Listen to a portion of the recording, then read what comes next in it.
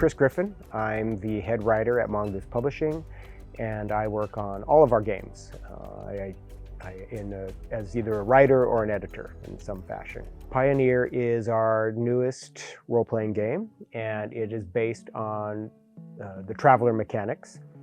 We've got a big Kickstarter coming up for it to introduce it, and which will contain everything you need to run the game, from a core rule book, a screen, and some supplementary books. One of the supplementary books will be a mission to Mars as well. Look for that at the very end of October. It will run through November, and I think it's going to be very well received.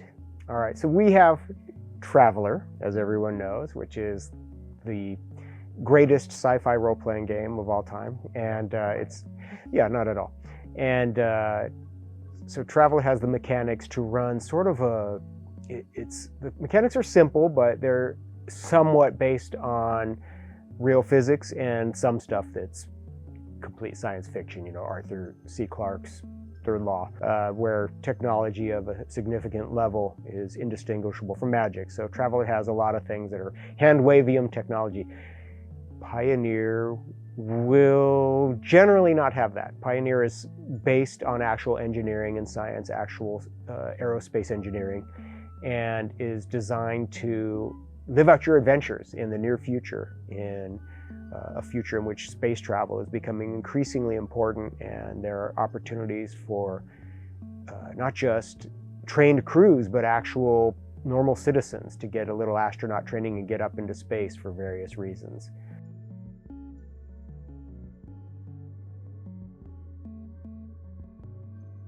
I don't know him. I probably will get to know him better later, but Gear and I received his manuscript, and then we developed it from there.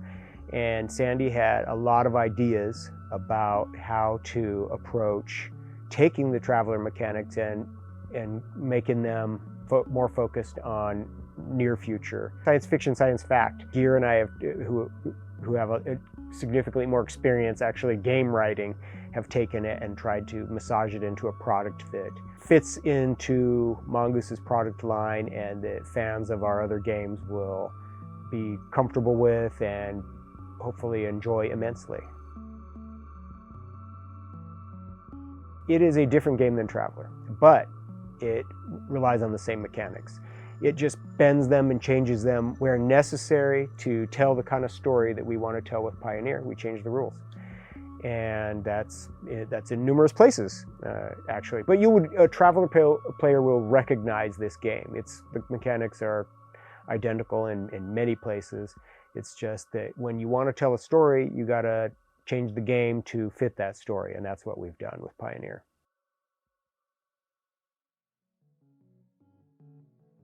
The first rendition of the game, it's about exploring the solar system. So you can take on just about any space mission.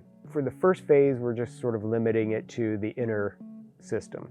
And we're focusing on the moon, Mars, and the asteroid belt. You could go to Venus, although you can't really land on Venus. This imagines a future of 10 to 30 years in the future, and Venus's corrosive atmosphere would consume you in moments.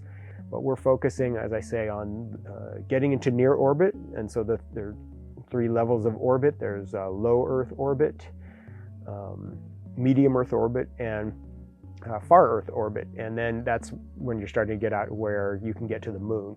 And then after that, there are longer missions where you can go to Mars and go to the asteroid belt and mine asteroids. You'll be able to role play a lot of the scenarios that we're going to see in the near future. And there's a lot to do.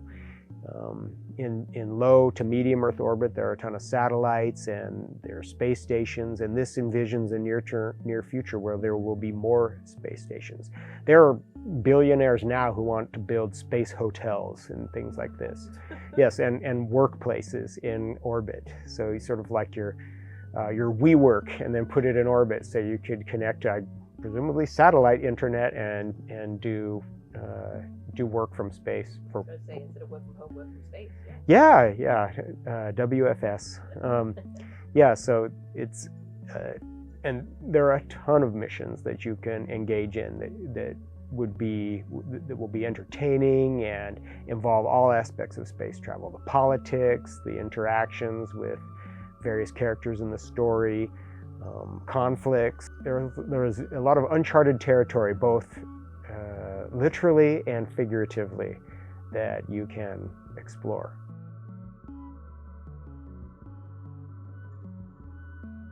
We know what modern rocketry exists, and to some extent we simulate that with the rules. We're also trying to imagine the next phase after that, where you can get more power for less. Right now it's become, thanks to industry, the space industry, it's become amazingly economical to get to low Earth orbit, to the point where it's just going to be easy to get that far. And we're diving right into that future where, like, it's just expected to get to low Earth orbit. Going beyond that is where all the missions happen. You will use traditional rocketry for most of these missions. To get to any destination in the solar system, you need to know a few things. You need to know the delta V required to get there, and you need to know how much fuel it would cost you, depending on what sort of system you use, to achieve that delta V. And the game enables you to do that without having to be a rocket scientist. Any math formulas are hidden. This is a role-playing game, not a scientific manual. So we've put together a game for you that enables you to experience those things without having to know every little ounce of it. So when you want to do an orbital mechanics check, we put in, when it's called for, you will know when to roll for that, when various types of engineering will be used, piloting spacecraft is part of it, and many other aspects of a space mission. So talking about future technology, for example, there is a movement in space travel to try and get away from chemical rockets. And so there are things like skyhooks and space elevators, things that we would be driving towards. Those are not represented in the game because we're showing the next phase, not the phase after that. Part of the thrill of the game is that these technologies are happening around you as you advance through the story, and you're taking a part in one of many steps to get there. Advanced radiation, medication, and inhibitors.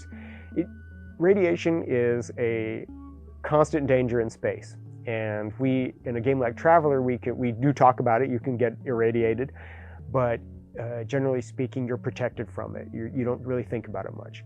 It's a real problem for astronauts and pioneers in this setting. So we know what we can do now, and what someone has to do when they get into orbit and are exposed to solar flares or cosmic rays. And we try to extrapolate from the technology we have now to imagine how you'd be able to handle that 10 to 30 years in the future and offer some solutions to that. It is an ever-present danger. It's something you have to deal with. Dealing with space junk, that's another thing. I have learned in the process of developing this game that right now we have something like, I think it's 9,000 objects in orbit, 9,000 active, so we're talking satellites and other devices in orbit. That is... Yes, that's right. That, never mind the parts of them that have blown up and things like that. That's a whole other, that's a trillion parts or something. But so imagine that, 9,000. It is expected within 10 years, by 2035, that there will be approximately, I'll just go for the high figure, up to 100,000 objects in orbit of the Earth. This presents a danger and an opportunity, right? You have all this technology, all this communication, this connection that will result from that, the ability to do scientific research programs and that sort of thing. But you will have to navigate that, to use the metaphor, minefield, to get into orbit. All these things will be out there, and we're going to need the sensory equipment to find it. Also, spacesuits and forms of communication. All those things are technologies that we're imagining for this game, and visualizing as well. The art direction is looking really solid on this game, and I'm really looking forward to seeing it get into the hands of the players of the game.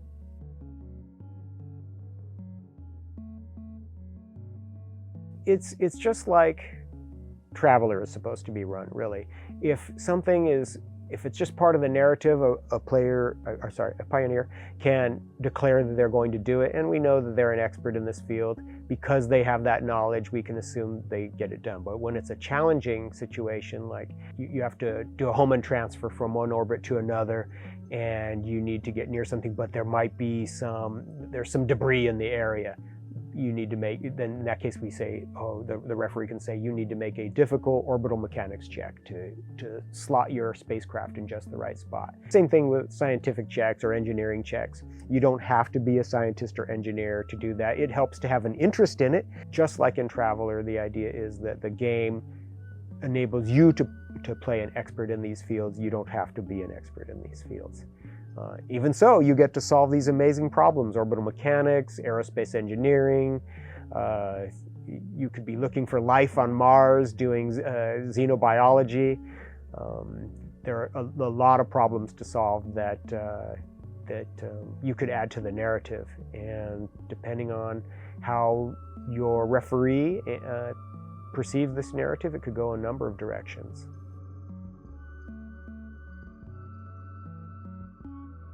There have been other space games and other approaches to it, but this one is really unique in that it is making an effort to portray all aspects of a space mission in a near future that isn't really completely drawn out for you, but which is very focused on the increased democratization of space travel and the opportunity that more and more people will be going into space to handle one thing or another, that we're going to extend out to the rest of the solar system. There are reasons to do this. You may have heard on various news reports about mining asteroids, and I remember hearing that the first trillionaire in the world will be an asteroid miner, and so that's fanciful and wonderful to think about, but there are a lot of problems to solve when going into space. Frankly, it's very expensive to do. It's not easy to get payloads into orbit, and it's not easy to get them back. So this game will envision that narrative in which we're making it so that it will be. We're making it so that we become a solar system-oriented species, not just an Earth-bound species. The other thing we're doing is we're trying to, one mechanic we've added to it that's different is the sort of a mentor-apprentice mechanic. So you'll have your pioneer, and generally speaking, in this era, you won't be going on too many space missions. It's kind of like how it is now. It's too dangerous. Your pioneers are exposed to radiation and other dangers. You're likely to get one mission in your life if you're a pioneer, and you might get two. But in the process, you can be bringing up your apprentice, and it's a narrative conceit in which you've got someone that you're associated with that you're bringing along that can be involved in the next phase. So for example, your pioneer their two missions could be to go to orbit to help build a space station and then lay the foundation for a moon base. They could be helping to develop a successor who is going to be on the first Mars mission. And that makes it kind of fun, adds a little realism to it, and that really most people who go into space aren't going to be going up that many times, but it also enables you to experience a kind of continuity that makes for a fun role-playing game. In a game focused on space travel, and for those of you who are familiar with Traveler or our other games, money is a part of it. Your Traveler or your Pioneer, or your Traveler would have credits, money. There's not a whole lot of point to having money as a Pioneer because your missions you're not going to be buying things. So what we replaced that with was influence. Depending on your career and your background, you're able to obtain influence.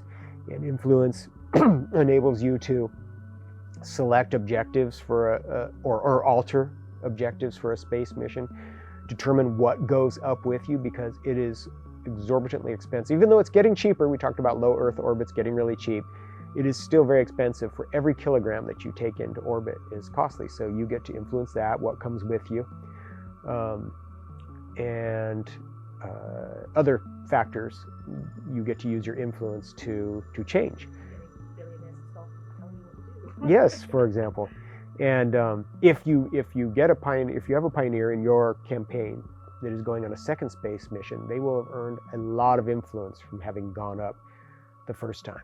There are certain careers that can, for their first space mission, can have a lot more influence than others just by nature of who they are and what they've done. But on the second time, things start to get more egalitarian because you're a veteran of a space mission. Your opinion and your desires for the space program are valued, and suddenly you're on the same level as the billionaires spending all the money on these projects. So as a veteran of a previous space mission, your their opinion is going to carry a lot of weight, and that is reflected in the mechanics. So for a subsequent space mission that pioneer is on, their influence is going to carry key to the point where they can almost decide the objectives. And you could also transfer that to your successor. Oh, that's interesting. I didn't Yeah. think about that. Yeah, Mhm. because you're giving them your endorsement basically, so you're transferring that. Right. So exactly. So in the form of a campaign, you're reflecting where you want things to go down the road.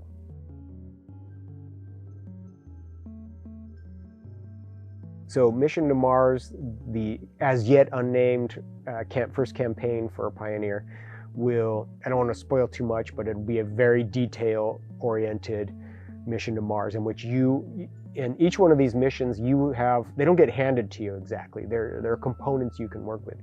You design these missions within certain parameters. You will have a lot of choices to make as to what sort of craft you use, what components you take, what the objectives are once you're there. The goal of getting to Mars is not just to get to Mars, it's to get to Mars and come back. And that's dangerous. There are a lot of dangers that these pioneers will face.